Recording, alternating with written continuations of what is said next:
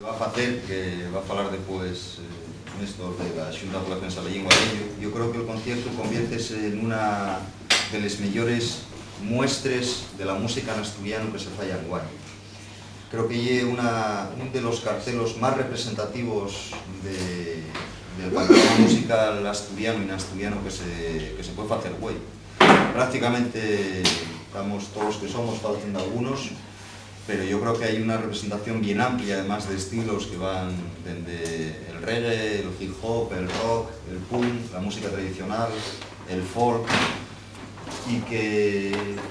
va a facerse en Xixón, que sempre tuvo moi bona acollida para este concierto.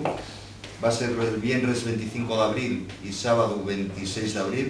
Este año son 2 días para festexar este 20 aniversario, y que esperemos que va pues mucha xente,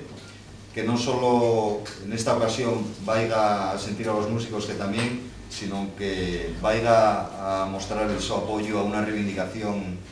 que dende hai 20 años los músicos asturianos queremos facer vidable, y queremos que, bueno, pues que tenga cierta visualización lo que lle la música asturiana como lle de la oficialidad de la Asturiana.